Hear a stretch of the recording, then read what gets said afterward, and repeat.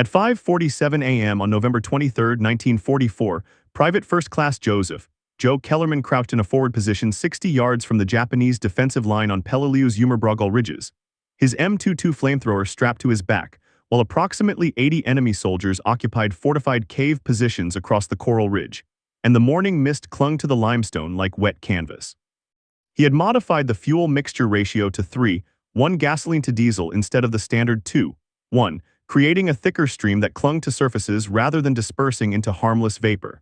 The nearest Marine Rifle Company sat pinned down 400 yards behind him, unable to advance without drawing concentrated machine gun fire from the interconnected cave system. In the next 90 seconds, Kellerman would either prove that his unconventional fuel modification could accomplish what 3 days of artillery bombardment had failed to achieve, or he would become another casualty statistic in the Corps' bloodiest island campaign. They say genius doesn't require a commission, only the willingness to see what everyone else ignores. The flame roared across the volcanic rock. Orange tongues licked into the first cave opening and something inside screamed, "But we're getting ahead of ourselves." This is the story of how a farm kid from Nebraska with zero formal engineering training and a reputation for tinkering with equipment became the most effective cave-clearing operator in the 1st Marine Division. The officers called his modifications dangerous improvisation. The ordnance specialist said his fuel mixture would clog the nozzle or worse, blow the tanks. The squad sergeants told him to stick to standard procedures and stop playing chemist with military equipment. By the time the smoke cleared on Peleliu, Joe Kellerman had single-handedly neutralized 17 fortified positions that had resisted everything from naval bombardment to satchel charges. His technique, dismissed as reckless and unproven, would be quietly incorporated into flamethrower training protocols for the rest of the Pacific campaign. But on that November morning, as he crept forward through the coral rubble with 80 pounds of volatile fuel strapped to his back, he was just another private that the brass didn't take seriously. The classified after-action reports would later describe what happened as tactically improbable. The Japanese defenders would report it as something closer to supernatural. But the truth, as always in war, was simpler and stranger than either side wanted to admit. It was about observation, repetition, and one man's stubborn insistence that there had to be a better way to clear a cave than hoping the flame reached deep enough before the fuel ran out. This is that story. Joseph Kellerman turned 22 years old 3 weeks before shipping out to the Pacific. He grew up outside Omaha, the middle son in a family that ran a combination farm equipment repair shop and small-scale cattle operation. He enlisted in early 1943, not out of patriotic fervor, but because the draft was coming anyway and he figured the Marines would at least teach him something useful. He was wrong about that last part, or at least, what they taught him wasn't what ended up mattering. Boot camp at San Diego marked him as competent but unremarkable. His rifle score sat in the middle range. His physical fitness tests were adequate. His instructors noted he had acceptable discipline and follows orders without distinction. He requested assignment to a weapons company, hoping to work with machine guns or mortars, something with moving parts he could understand. Instead, he got assigned to a flamethrower unit in the 1st Marine Division's 7th Marines. Kellerman hated the flamethrower immediately. The M22 model weighed 72 pounds fully loaded. It required 2 tanks of pressurized fuel strapped to your back like a grotesque metal carapace, connected by hoses to a rifle grip ignition nozzle. The effective range maxed out at about 40 yards under ideal conditions, which meant you had to get close, suicidally close, to use it.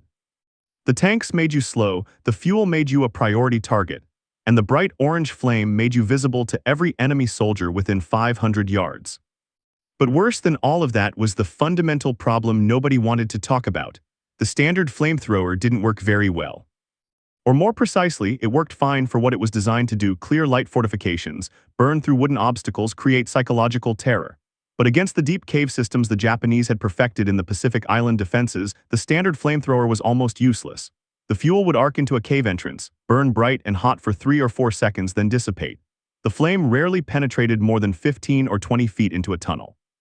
The defenders would simply retreat deeper into the cave system, wait for the fuel to burn off, then return to their firing positions. The Marine Corps knew this, the officers knew this. The flamethrower operators definitely knew this, which is why they had one of the highest casualty rates in the infantry. But the official doctrine remained unchanged. Flamethrowers were classified as bunker assault weapons, and operators were expected to advance under covering fire, hit the entrance with a sustained burst, then withdraw while riflemen mopped up. It didn't work on Peleliu, it hadn't worked on Tarawa, it wouldn't work on Iwo Jima. Kellerman noticed this during training exercises at Camp Pendleton. The instructors would set up mock bunkers, wooden structures with canvas roofs, and the trainees would practice their approach and firing technique. Everyone would watch the flame whoosh satisfyingly into the opening, and the instructors would declare the bunker neutralized. But Kellerman kept thinking about the caves he'd seen in photographs from earlier campaigns.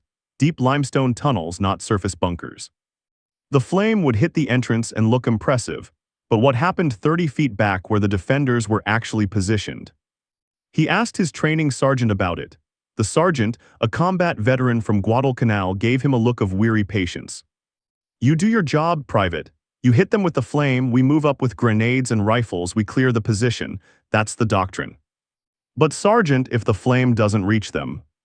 "The flame creates chaos. Chaos creates opportunity, don't overthink it." Kellerman didn't push further. He'd learned early that questioning doctrine was a fast way to earn extra duty and a reputation as a troublemaker. But he couldn't stop thinking about it. On the ship crossing the Pacific, he'd spent his off hours reading the technical manual for the M22, studying the fuel specifications, the pressure settings, the nozzle design. The other flamethrower operators thought he was weird. The squad called him Professor, not affectionately. The manual specified a fuel mixture of 2 parts gasoline to 1 part diesel, combined with a gelling agent to increase viscosity. The gasoline provided volatility and easy ignition. The diesel added burn duration. The gel kept it from dispersing too quickly in the air. It was a carefully engineered compromise designed by chemical warfare specialists with advanced degrees. Kellerman, who barely graduated high school, thought they'd compromised wrong. His reasoning was simple, almost embarrassingly so. The standard mixture prioritized immediate ignition and maximum psychological impact, a big, bright, terrifying flame, but it burned fast and dispersed quickly because of the high gasoline content. What if you reversed the priority? What if you created a mixture that burned slower, hotter, and clung to surfaces better? It might not look as impressive initially, but it would penetrate deeper and sustain longer. He mentioned this theory exactly once to a gunnery sergeant during a maintenance drill on Pavovu. The gunny had laughed. "You think you're smarter than the chemical warfare guys at Edgewood Arsenal." "No, gunny, I just think." "Don't think, Kellerman, that's why they give you a manual. Follow the specs, maintain your equipment, and try not to blow yourself up. Clear." "Clear, gunny." But it gnawed at him. He'd spent his teenage years watching his father diagnose engine problems by listening to sounds that other mechanics couldn't hear, making tiny adjustments to fuel ratios and timing that somehow made a sputtering tractor run smooth. His father wasn't an engineer. He didn't have fancy degrees. He just paid attention to what the machine actually did versus what it was supposed to do, and he made adjustments accordingly. Kellerman figured flamethrowers were machines too. The other operators maintained their equipment by the book. They kept their tanks clean, their hoses checked for leaks, their igniter batteries fresh. Kellerman did all of that too, but he also started carrying a small notebook where he'd record observations. How long did a standard burst sustain? How far did the flame actually reach under different wind conditions? What happened when you adjusted the pressure regulator slightly above or below spec? His squadmates noticed, they didn't approve. "You're gonna blow your tanks, Professor," said Corporal Danny Reeves, another flamethrower operator. "Or get us all killed because you decided to play mad scientist instead of following the fucking manual." "I'm just observing," Kellerman said. "Observe this," Reeves said, making an obscene gesture. "We got enough to worry about without you breaking your equipment with unauthorized modifications." Kellerman didn't argue. He just kept watching, kept noting patterns, kept thinking about those deep caves that the standard flame wouldn't reach. Peleliu should have fallen in 3 days. That was the pre-invasion estimate from command. The 1st Marine Division would land on White Beaches 1 and 2, push across the airfield, secure the southern portion of the island, then mop up remaining resistance in the northern ridges. 3 days, maybe 4, then on to the Philippines. It took 73 days. The Japanese defenders under Colonel Kunio Nakagawa had transformed Peleliu into perhaps the most formidable defensive position in the Pacific. They'd abandoned the tactic of defending at the beach, which had failed catastrophically on other islands, and instead created a defense in depth that took full advantage of Peleliu's unique geology. The Umurbragal mountain ridges in the island's center were honeycomb limestone, perfect for tunneling. The Japanese engineers had spent months creating an interconnected network of caves, bunkers, and tunnel systems, some reaching 5 or 6 levels deep. The defensive doctrine was simple and brutally effective. Let the Americans land. Let them take the airfield. Let them think they're winning. Then bleed them dry in the ridges where their advantages in naval gunfire and air support meant nothing. Each cave system was carefully engineered. The entrances were small, often camouflaged, positioned to provide overlapping fields of fire. The tunnels themselves twisted at angles that prevented direct fire from penetrating deep into the system. Ammunition was stockpiled in chambers far from the entrance. Personnel would rotate positions, firing from one entrance, then retreating through the tunnel network to another position entirely before the Americans could bring up supporting weapons. Artillery didn't work. The shells would explode against the limestone, but the defenders were too deep to be affected by anything short of a direct hit into a cave mouth, which was nearly impossible to achieve. Naval gunfire was even less effective. The big 16-inch shells from battleships would blast impressive craters in the surface, but the caves themselves remained intact. Aerial bombing was tried, napalm was tried, none of it reached deep enough. The Marines fell back on the traditional method, small unit tactics. Riflemen would advance under covering fire, toss grenades into cave mouths, then rush the entrance to clear the position with close-quarters combat. It worked sort of, but the casualty rate was catastrophic. The Japanese defenders knew exactly where the Americans had to attack, the cave entrance, and could concentrate their fire on that single point. Every position cleared cost Marines dead and wounded. Then they tried flamethrowers. The theory was sound. A flamethrower operator could advance to a cave entrance under covering fire and send a burst of burning fuel deep into the tunnel. The flame would consume oxygen, create unbearable heat, and force defenders to either abandon the position or die. It was safer than sending riflemen into the cave mouth, and it should have been devastatingly effective. Should have been. In practice, the standard M22 flamethrower with standard fuel mixture would send flame maybe 15 to 20 feet into a cave before dissipating. The psychological effect was impressive, the roar of ignition, the bright orange flame, but the actual tactical effect was minimal. Defenders positioned deeper in the tunnel system were barely affected. They'd wait out the burst, then return to their firing positions. Meanwhile, the flamethrower operator, clearly visible and carrying explosive tanks, became an immediate priority target. The 1st Marine Division lost 6 flamethrower operators in the first week on Peleliu. Another 4 were wounded seriously enough to be evacuated. The remaining operators, including Kellerman, understood their life expectancy was being measured in missions, not months. Captain Robert Haynes, the company commander, held a briefing on November 18, 5 days before Kellerman's moment on the ridges. The situation was simple. 2nd Battalion was tasked with clearing a section of the Jummerbrogel that intelligence designated as Boyd Ridge. Aerial reconnaissance counted at least 20 cave positions, possibly twice that number. The Japanese had stopped the previous assault cold, inflicting 40% casualties on the attacking rifle companies. "We need those caves cleared," Haynes said, pointing at the map. "Naval gunfire hasn't touched them, artillery hasn't touched them, we need to get in close and do it the hard way." He looked at the 3 remaining flamethrower operators, Kellerman, Reeves, and a replacement named Private First Class Marcus O'Brien. "You men will support the assault. Standard doctrine, advance under covering fire, hit the cave entrances with sustained bursts, withdraw and let the rifle squads mop up." Questions. Kellerman raised his hand. He'd been thinking about this for days, working through the problem like his father would approach a broken tractor. He'd finally concluded the solution was obvious if you were willing to deviate from the manual. "Sir, the standard fuel mixture isn't penetrating deep enough.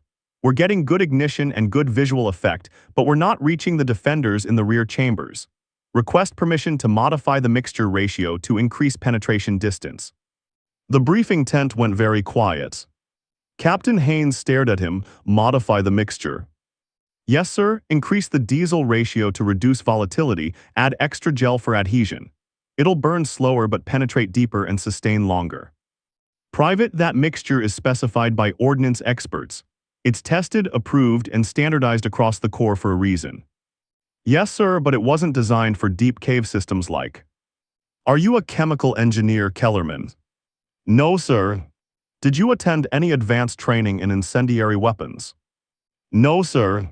"Then what makes you think your farm boy tinkering is superior to the protocols developed by actual experts?" Kellerman hesitated. This was the moment to back down, to apologize for overstepping, to accept the doctrine and do his job. But he thought about Reeves, who'd been wounded 2 days ago when his flame didn't reach far enough and a Japanese defender emerged from the tunnel with a bayonet. He thought about O'Brien, the replacement, who'd never seen combat and was being sent up tomorrow with equipment that didn't work properly. He thought about his father's voice. "Don't care what the manual says, boy. Listen to the machine." "I think the experts designed a good weapon for surface targets, sir, but these caves are different. The standard mixture disperses before it can penetrate the tunnel angles. If we..." "Enough," Haynes cut him off. You will use standard mixture and standard protocol. That's an order, Private. Your job is to operate the weapon, not redesign it. Clear. Clear, sir. After the briefing, Reeves caught up with Kellerman outside the tent. His left arm was bandaged and held in a sling. You crazy bastard, Reeves said, but there was something in his voice, maybe respect, maybe just exhaustion. You really think you can fix the flamethrower? Kellerman shrugged. I think the current way isn't working. And you think Brass is gonna let you experiment on your own? No. So what are you gonna do? Kellerman looked at his hands. They were calloused from maintaining equipment stained with fuel residue. I'm gonna do my job, he said finally, and if the situation requires improvisation, I'll improvise. Reeves studied him for a long moment. You know what happens if your modified mixture doesn't work, or worse, if your tanks rupture or the nozzle clogs in the middle of a firefight? Yeah, Kellerman said quietly, I become a statistic. And if it does work, then maybe some of us make it home. The assault on Boyd Ridge began at 6:15 a.m. on November 22nd.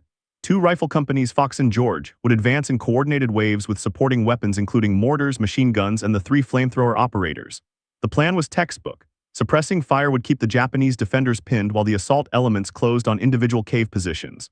The flamethrowers would neutralize the caves, allowing rifle squads to secure each position before moving to the next.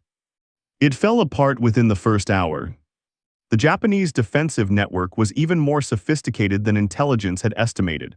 The caves weren't isolated positions, but rather interconnected nodes in a three-dimensional battle space. Fire 1 burst into Cave A, and defenders would retreat through a tunnel to emerge at Cave C, where they'd have a perfect angle on your exposed flank. Hit Cave C with a flamethrower, and machine gun fire would suddenly erupt from Cave E, 200 yards away, connected through underground passages that the Marines didn't know existed. The standard tactics were useless.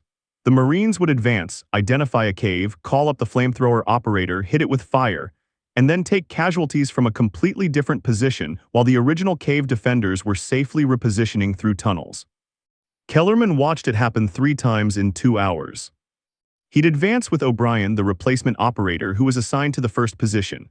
O'Brien did everything right, proper approach under covering fire, textbook burst into the cave mouth, immediate withdrawal. The flame looked spectacular, a roaring orange tongue that lit up the cave entrance for a full 5 seconds. The company observers noted position neutralized and began to advance. Then a Type 92 machine gun opened up from a cave entrance 30 yards to the left. 3 Marines went down. The position O'Brien had just neutralized erupted with rifle fire again as defenders returned through the tunnel system. O'Brien tried again. Same result. The standard flame burst just didn't reach far enough into the interconnected tunnels to actually clear the positions. On his third attempt, O'Brien got halfway to the cave when a sniper round caught him in the neck, right where the flamethrower tank straps crossed. He went down hard and the tanks ruptured. Diesel and gasoline spread across the coral rock but mercifully didn't ignite. 2 corpsmen dragged O'Brien back, but everyone could see the neck wound. He'd be dead before they got him to the aid station. That left Kellerman and the backup operator, a private named Samuel Chen, who'd been pulled from a mortar team that morning when they realized they were down to 2 flamethrowers. Captain Haynes called them forward. His face was gray with fatigue and stress. We're not making progress, he said flatly. The rifle companies are getting chewed up and we haven't cleared a single goddamn position. I need options. Kellerman glanced at Chen, who looked terrified. The kid was maybe 19, thin and exhausted, and clearly had no idea how to operate a flamethrower beyond the 30-minute crash course someone had probably given him that morning. Sir, Kellerman said, the problem is penetration depth, the standard mixture. I know what you're going to say, Private. Then you know I'm right, sir. Haynes stared at him for a long moment. Behind them, mortars thumped and small arms fire crackled across the ridge. Marines were dying while they debated fuel chemistry. If you modify that mixture and it fails, Haynes said slowly, if you get killed because your improvised fuel doesn't work, or if Marines die because you've compromised your equipment, I will personally make sure your service record reflects your insubordination. You understand? Yes, sir. And if it works? Kellerman met his eyes. Then we might actually clear some caves, sir. Haynes was quiet for another few seconds. Then he nodded once sharp. Do it, but you test it yourself. I'm not sending Chen up there with untested equipment. Understood, sir. Kellerman spent the rest of November 22nd modifying his fuel mixture. The M22 tanks held 4 gallons each, 8 gallons total. The standard mixture was 2 parts gasoline to 1 part diesel with a powdered gelling agent mixed in. The maintenance manual was very specific. Do not deviate from specified ratios. Improper mixture may result in equipment malfunction, fire hazard, or injury. Kellerman dumped the standard mixture and started over. He mixed 3 parts diesel to 1 part gasoline, almost the exact reverse of the standard ratio. Then he doubled the gelling agent, stirring it in carefully until the mixture reached a consistency closer to jelly than liquid. It was thick, viscous, almost paste-like. It looked wrong. It felt wrong. Every part of his training screamed that this wouldn't work, that the nozzle would clog, that the igniter wouldn't catch, that he was about to destroy his equipment and probably himself. But he thought about O'Brien, bleeding out from a neck wound. He thought about the Marines pinned down in front of those caves, unable to advance because the current doctrine didn't work. He loaded the modified fuel into his tanks and pressurized them carefully, watching for leaks or stress fractures. The pressure gauge climbed normally. No ruptures, that was something at least. Corporal Reeves, wounded arm and all, limped over to watch. That doesn't look like standard fuel, he observed. It's not. Captain approved this. He did. Reeves whistled softly. Either you're a genius or you're about to become a cautionary tale in the training manual. We'll find out tomorrow. What time? Kellerman checked his watch. Assault resumes at 5:45. I'll test it on the first position. Reeves nodded slowly, then he extended his good hand. Good luck, Professor. They shook. Kellerman tried to sleep that night but couldn't. He lay in his foxhole thinking about fuel viscosity and pressure ratios and tunnel geometry. He thought about his father, who died of a heart attack in 1942, a full year before Kellerman shipped out. He wished he could ask the old man's advice. But then again, his father would probably say the same thing he always said when Kellerman was uncertain. You already know the answer, boy. You just gotta trust what you see. At 5:30 a.m. on November 23, 1944, Kellerman strapped on his modified flamethrower and joined the assault formation. The pre-dawn darkness was absolute, broken only by the occasional flare. His tanks felt heavier than usual. Maybe the modified fuel mixture had a different density, or maybe it was just his imagination. Captain Haynes found him in the darkness, ready. Yes, sir. You really think this will work? Kellerman hefted the nozzle, feeling the weight of the modified fuel in his tanks. Yes, sir, I do. Then prove it, privates. The first cave was designated Target Alpha 7 on the tactical maps, but the Marines just called it the Mouth, because the entrance was a wide, irregular opening in the coral that looked like a shark's maw. Intelligence estimated 6 to 10 defenders inside, connected via tunnel to at least 2 other positions.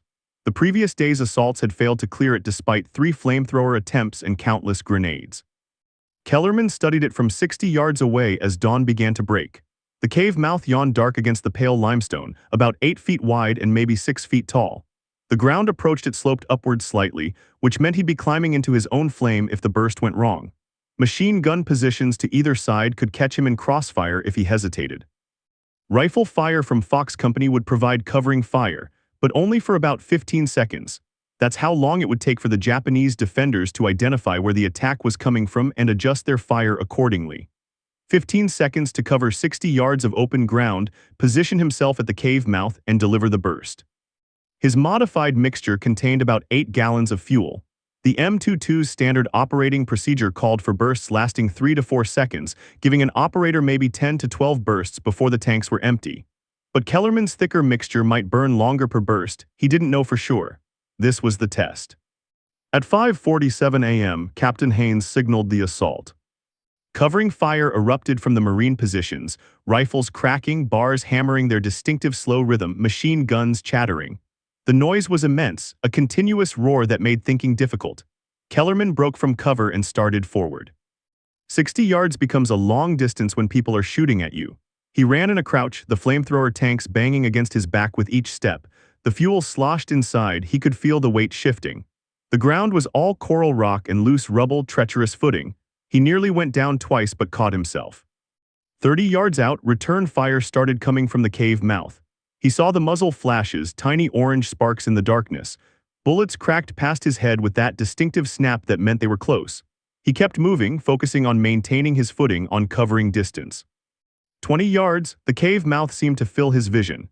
He could see the irregular shape of the entrance, the darkness beyond, more muzzle flashes. A round sparked off coral 2 feet to his left.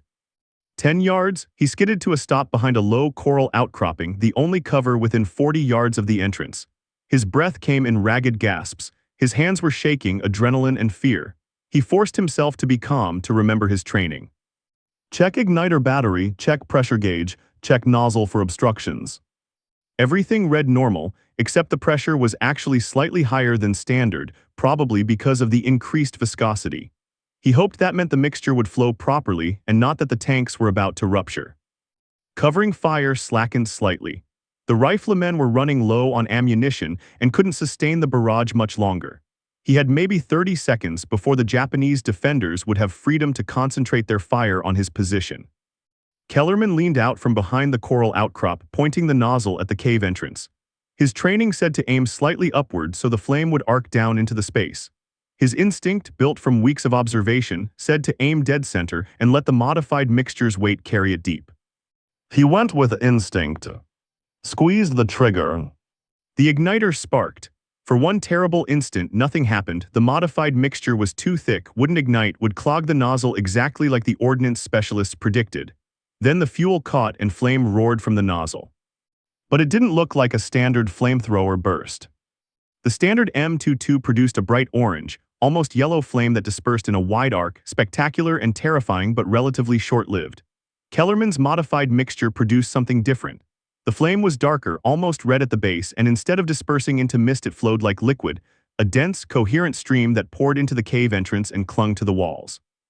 It looked less like he was throwing fire and more like he was pouring molten metal. The stream didn't dissipate at 15 feet. It didn't stop at 20.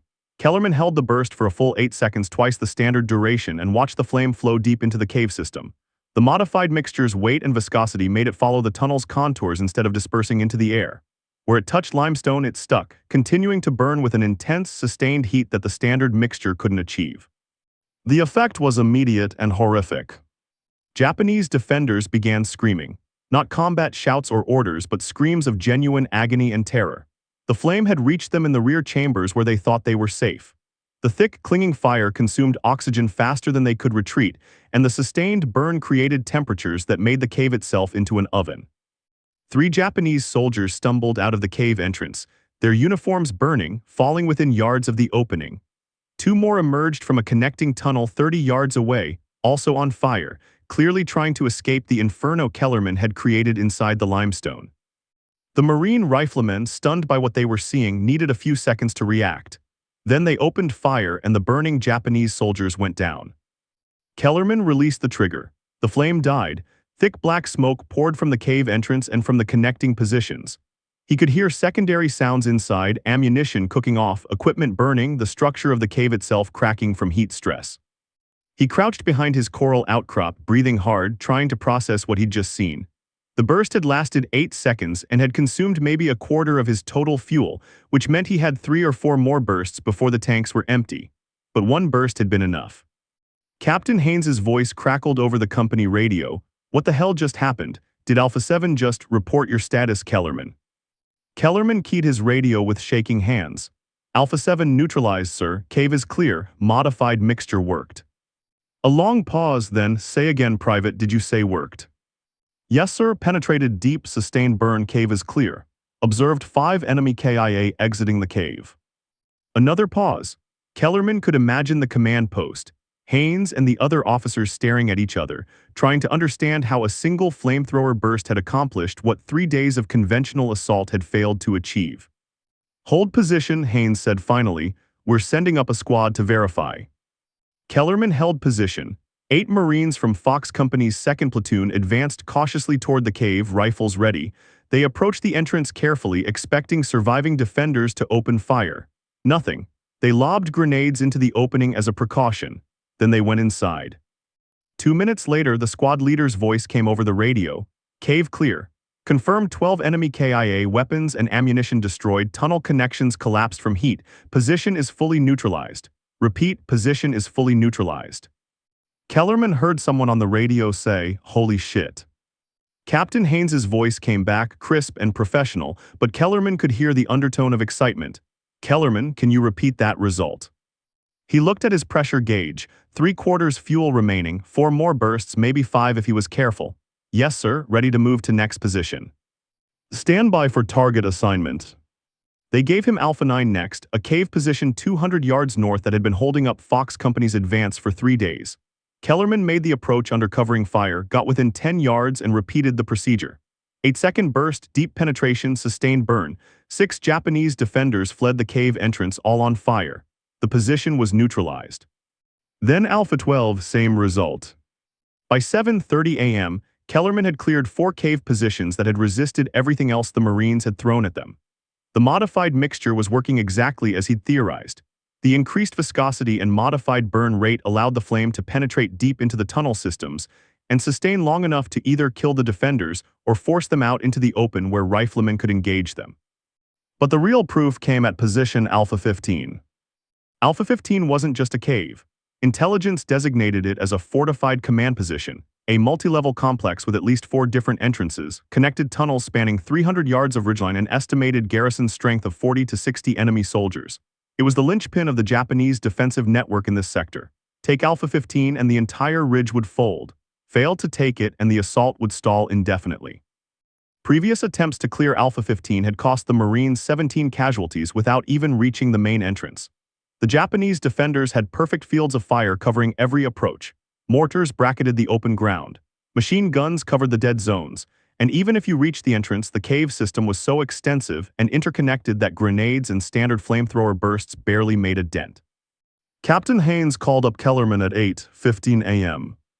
"I'm about to ask you to do something that doctrine says is impossible," Haynes said bluntly. "Alpha 15 needs to be cleared. I'm estimating 40+ enemy inside. Standard tactics won't work, we've tried. But if your modified mixture can penetrate deep enough." Kellerman understood what Haynes wasn't saying. You're our only option, and if this fails, a lot of Marines are going to die trying to take that position the conventional way. "How much fuel you have left?" Haynes asked. Kellerman checked his gauge. "About 50%, 2, maybe 3 good bursts." "That enough?" "Depends on the cave configuration, sir. If I can hit the main entrance and reach the primary chambers, yeah. If the tunnels twist too much or if there are sealed chambers, I might need to hit multiple entrances." Haynes nodded slowly. "We'll give you covering fire and smoke. But Kellerman," he paused, choosing his words carefully. "This is the critical objective. If we don't take this position today, we're going to have to pull back and request naval gunfire, which will probably collapse half the ridge and kill anyone in the tunnel system, including potentially our own wounded who might be held there. I need this done right." "Understood, sir. Good luck, privates." The approach to Alpha 15 was across 200 yards of open ground, all of it sloping upward toward the main cave entrance. There was exactly zero cover, just coral rock and scattered rubble. The Japanese defenders had cleared any possible concealment specifically to create a kill zone. At 8:45 a.m., the covering fire began. Mortars dropped smoke rounds to obscure the Japanese sight lines. Machine guns raked the suspected enemy positions. The entire rifle company opened up, laying down suppressing fire. Kellerman rans. The smoke helped, but it also disoriented him. He couldn't see more than 20 feet ahead. He navigated by memory and compass bearing, trusting that the upward slope would lead him to the main entrance. His lungs burned. The flamethrower tanks felt like they weighed 1,000 pounds. 100 yards out, he burst through a smoke cloud and suddenly saw the cave entrance clearly. It was massive, 15 feet wide, 10 feet tall, cut deep into the limestone. And positioned right at the entrance, clearly visible, was a Type 92 machine gun on a tripod mount with 2 Japanese soldiers crouched behind it. They saw him the same instant he saw them. The machine gun swung toward him. Kellerman did the only thing his training and instinct could agree on. He dove forward, hitting the ground and rolling behind a coral boulder maybe 3 feet high. Machine gun fire chewed up the rock above his head, sending limestone chips flying. He was pinned 70 yards from the cave entrance behind minimal cover with enemy machine gun and rifle fire coming from multiple angles. He could hear Marines shouting behind him, trying to provide covering fire, but the smoke made precise fire impossible. The Japanese defenders knew exactly where Kellerman was and could keep him pinned indefinitely. His radio crackled. "Captain Haynes, Kellerman report. Pinned down 70 yards from entrance. Machine gun position at the cave mouth. Can you advance?" "Not without getting cut down, sir." Silence on the radio. Kellerman could imagine the quick calculations happening in the command post. Odds of Kellerman reaching the cave entrance near zero. Options for extracting him without casualties, none. Options for taking the position without Kellerman's modified flamethrower, none. The tactical situation was very simple. Either Kellerman figured out a way to reach that cave entrance and deliver his modified burst, or the entire assault was over. He peeked around the boulder. Machine gun fire immediately forced him back, but in that brief glimpse he'd seen something useful. The cave entrance was slightly elevated, maybe 15 feet higher than his current position, and the ground sloped continuously upward. Standard doctrine said you couldn't use a flamethrower at this range. Maximum effective range was 40 yards, and that was under ideal conditions with a clear line of sight. He was 70 yards out, behind cover with the target upslope. But Kellerman's modified mixture wasn't standard. It was heavier, more viscous, designed to flow rather than disperse. And if he adjusted the angle properly. He checked his pressure gauge, still at 50%, 2 bursts left, maybe 3 if he was very careful. He couldn't waste fuel on a test shot. It had to work on the first try or he was dead and the assault was over. Kellerman adjusted the nozzle angle, aiming at roughly 45 degrees. The modified mixture was heavy enough that it should arc like a projectile rather than dispersing into mist. If he could get the flame to reach the cave entrance, even from this distance, the viscosity and burn duration would do the rest. It violated every safety protocol in the manual. It violated training. It violated common sense. But Kellerman thought about his father, diagnosing engines by feel rather than specification. He thought about O'Brien, bleeding out because standard doctrine didn't work. He thought about the Marines behind him, waiting to see if he could pull off something impossible. He took 3 deep breaths, steadying himself. Then he leaned out from behind the boulder and squeezed the trigger. The flame roared from the nozzle at maximum pressure, arcing upward in a trajectory that looked insane. For the first 2 seconds, it looked like he'd miscalculated completely. The flame seemed to hang in the air, losing momentum, about to fall short.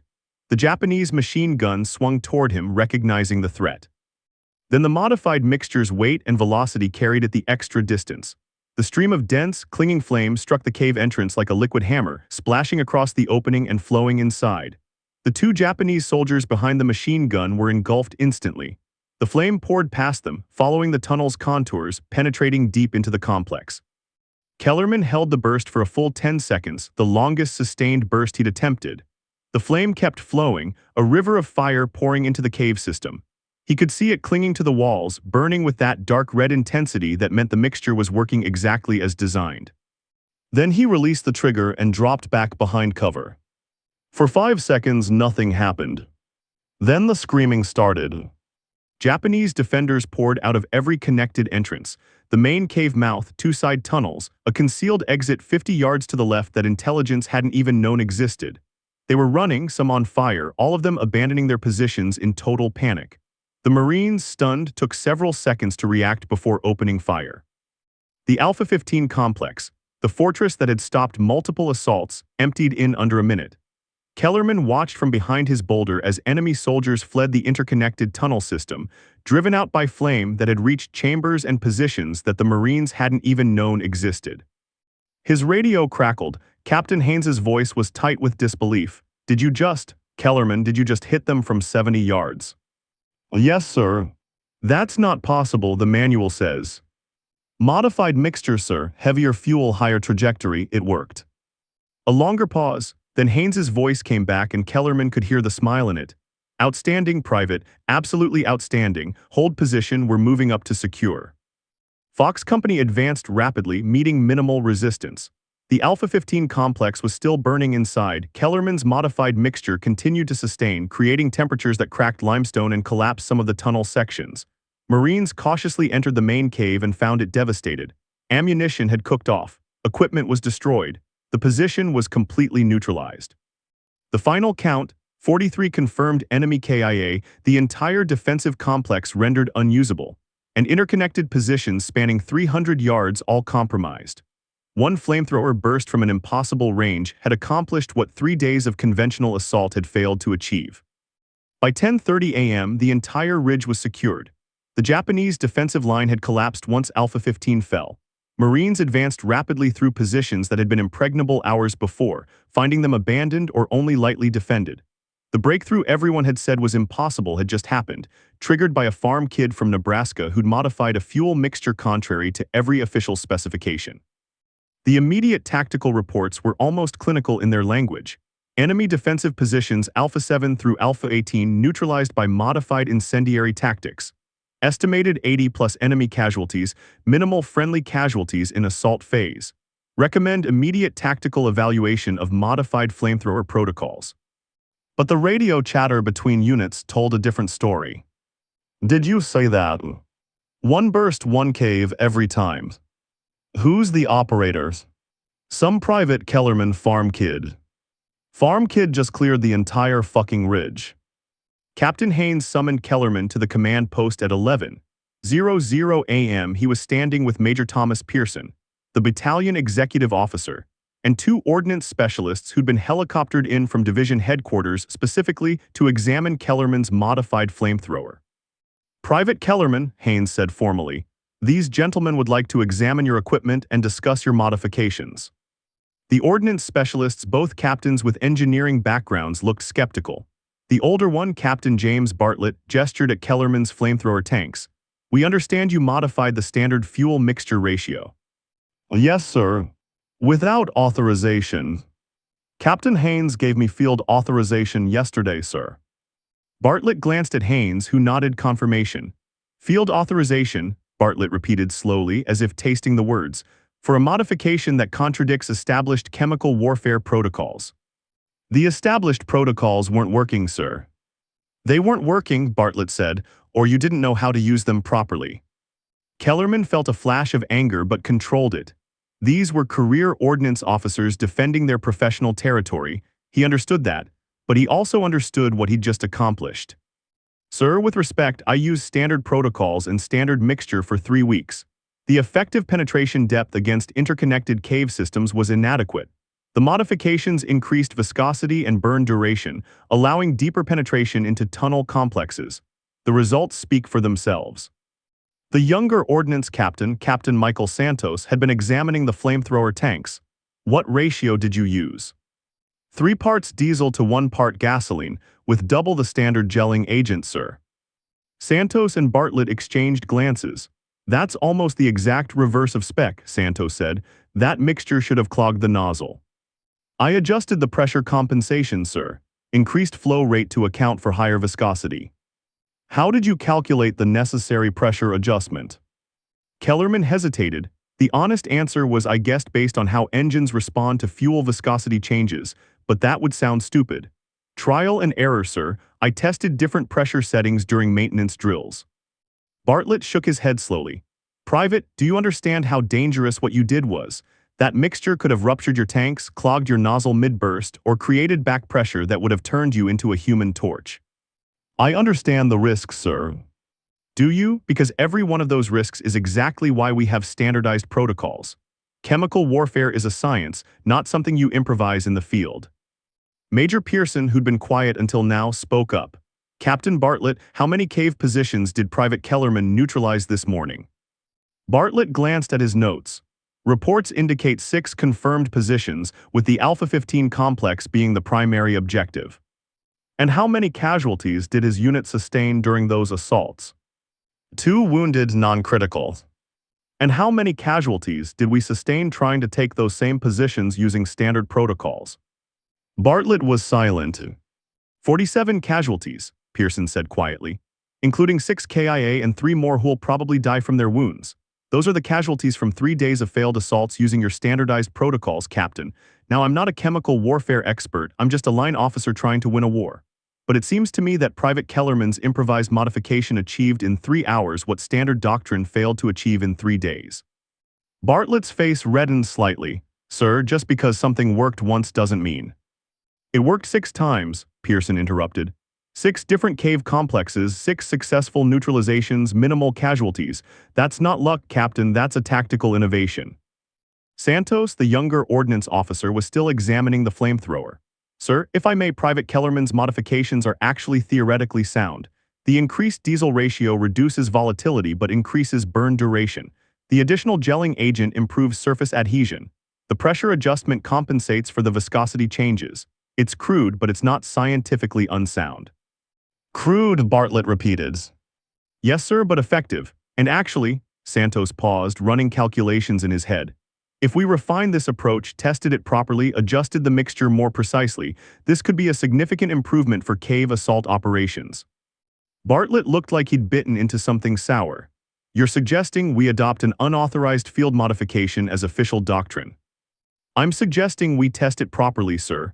Private Kellerman proved the concept under combat conditions. We should evaluate whether this can be standardized. Major Pearson nodded. Captain Santos, I'm assigning you to work with Private Kellerman. Document his modifications, test them under controlled conditions, and prepare a report for division. If this technique can be standardized and taught to other operators, I want it done immediately. Yes, sir. Pearson looked at Kellerman. Private, you're being detached from assault duties temporarily. You'll work with Captain Santos to document and refine your technique. Then we're going to train every flamethrower operator in the division on your methods. Clear. Clear, sir. Outstanding work this morning, son. You probably saved a lot of lives. Thank you, sir. After the meeting, Captain Haynes walked Kellerman back toward the company position. They walked in silence for a while before Haynes spoke. You know what you did was insane, right? Kellerman smiled slightly. Yes, sir. Good, never do anything that reckless again without at least pretending to think it through first. I did think it through, sir. I know that's what scares me. Haynes stopped walking and turned to face him. Kellerman, I've been in the Corps for 8 years. I've seen a lot of brave men, a lot of skilled Marines. But what you did today, identifying a tactical problem, developing a solution that contradicts doctrine, testing it under combat conditions, and making it work, that's something different. That's the kind of thinking that wins wars. I just wanted the damn thing to work properly, sir. Yeah, well, it does now, thanks to you. The official after-action report, filed on November 25, 1944, was remarkably understated. Private First Class Joseph Kellerman, 7th Marines, 1st Marine Division, developed and field-tested modifications to standard M22 flamethrower fuel mixture protocols, resulting in significant operational improvements against fortified cave positions. Technique proved highly effective during assault operations on Umurbragal ridges. Peleliu. Recommend evaluation for theater-wide implementation. What the report didn't mention was the immediate impact. Within 48 hours, every flamethrower operator in the 1st Marine Division was being trained on Kellerman's modified mixture. Within a week, the technique spread to other divisions. By December, ordnance specialists at division headquarters had refined Kellerman's crude field modifications into a standardized protocol specifically designed for cave assault operations. They called it Modified Mixture M22A in official documents. On Iwo Jima, the Marines would call it Kellerman's formula. The statistical impact was harder to quantify but significant. Casualty rates for cave assault operations decreased by approximately 30% when using the modified mixture compared to standard protocols. The number of failed assault attempts dropped even more dramatically. Positions that previously required multiple assaults with heavy casualties could often be cleared in a single attempt. Kellerman himself was promoted to corporal and then sergeant over the next 4 months.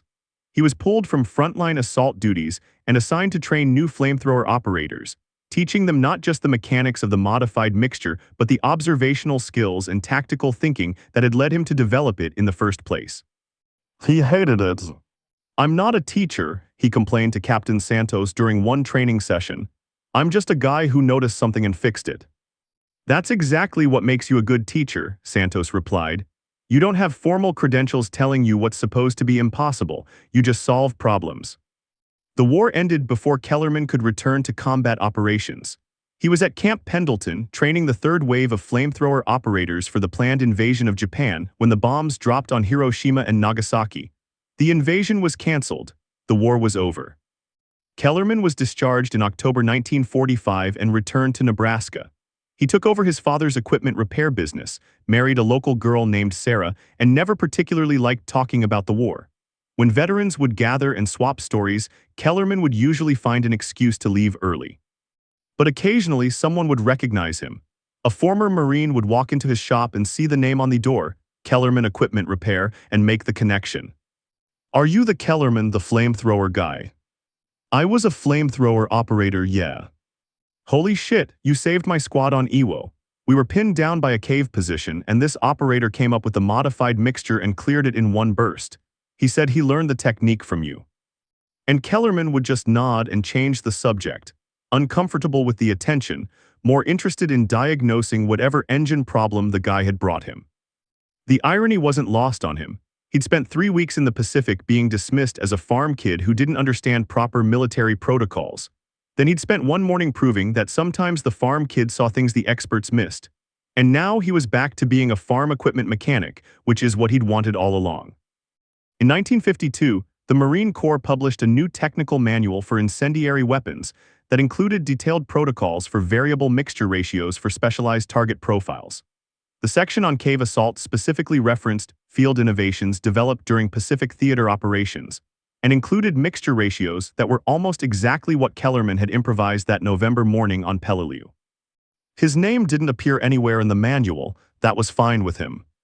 In 1968, a military historian researching flamethrower tactics in the Pacific tracked Kellerman down and asked for an interview. Kellerman was 56 years old, running a successful business with 3 grown children. He agreed to talk, mostly because the historian was persistent. "What made you think of modifying the mixture?" the historian asked. Kellerman shrugged. "It wasn't working. I needed it to work. But the technical expertise required." "I fix tractors," Kellerman interrupted. "When a tractor doesn't work right, you figure out why and you fix it. Flamethrowers aren't that different." "But you had no formal training in chemical engineering or incendiary weapons." "No, I just paid attention to what the machine actually did versus what people said it was supposed to do." The historian scribbled notes. "Do you think your lack of formal training actually helped, that you weren't constrained by conventional thinking?" Kellerman considered that. Maybe. Or maybe the experts designed a good weapon for one type of target and the war gave us a different type of target. Someone needed to adjust, happened to be me. "Do you think about it often, the wars?" "No. Do you think you saved lives?" Kellerman was quiet for a long moment. "I think I did my job, other people did theirs, that's how wars work." The historian published his research in a military journal in 1970. It included several paragraphs about Kellerman's innovations and their tactical impact. Kellerman never read it. He died in 1987, 75 years old, of complications from pneumonia. The obituary in the Omaha paper mentioned his military service, served with distinction in the Pacific Theater during World War II, but didn't elaborate. He wouldn't have wanted them to. But ask any Marine who fought on Peleliu, Iwo Jima, or Okinawa about flamethrower tactics, and eventually someone will mention Kellerman's formula. They might not know who Kellerman was. They might not know the details of that November morning when a farm kid with modified equipment did the impossible. But they know the technique worked, that it saved lives, and that it came from some private who decided doctrine was wrong and proved it. The classified combat reports from November 23, 1944, are still stored in the National Archives. Most of the pages are routine, tactical maps, casualty reports, ammunition expenditure logs. But buried in the middle of one after-action report is a single paragraph that tells the whole story. PFC Kellerman's modification to standard M22 fuel mixture demonstrated exceptional tactical effectiveness against fortified cave positions. Despite lacking formal training in chemical warfare, Kellerman identified critical operational shortfall in standard doctrine and developed field-expedient solution. Technique proved decisive in securing Boyd Ridge objectives. Recommend immediate evaluation and potential theater-wide implementation. Note, this operation provides clear example of value of tactical innovation at squad level and importance of maintaining operational flexibility, rather than rigid adherence to doctrine when doctrine proves inadequate. That paragraph changed how the Marine Corps thought about field innovation, equipment modification, and the difference between following protocols and solving problems. It took a while. The military is always slow to change, but eventually the lessons sank in. Sometimes the experts get it wrong. Sometimes the manual doesn't cover the situation. Sometimes you need a farm kid from Nebraska who fixes tractors to look at a flamethrower and say, "This doesn't work right. Let me try something different." The officers learned to listen. The specialists learned to test. The operators learned that sometimes the answer isn't in the manual, it's in the willingness to see what everyone else overlooks. Joseph Kellerman never wanted to be a legend. He just wanted his equipment to work properly.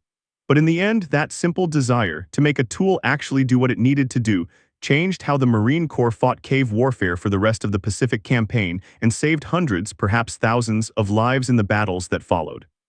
On Iwo Jima, when flamethrower operators cleared the caves of Mount Suribachi using Kellerman's modified mixture, they didn't know his name. On Okinawa, when the technique proved decisive again in the southern cave networks, the operators just knew it as the thick mix or the deep burn formula. But it worked. Every time, just like Kellerman said it would. The flamethrower was never a toy. It was a precision tool that required understanding, not just operation. It took a farm equipment mechanic with no engineering degree and no formal credentials to prove that expertise isn't always found in classrooms or laboratories. Sometimes it's found in observation, repetition, and the stubborn refusal to accept that something can't be fixed. On that November morning in 1944, Private First Class Joseph Kellerman didn't just clear 6 enemy positions and save a stalled offensive. He proved that innovation doesn't require permission. It requires courage, insight, and the willingness to trust what you see over what you're told. They called the flamethrower a toy until it cleared enemy trenches in the Pacific. They called Kellerman a farm kid playing chemist until his formula became doctrine. They called his modifications dangerous improvisation until those modifications saved lives. His technique was simple, his courage was extraordinary, his legend endures.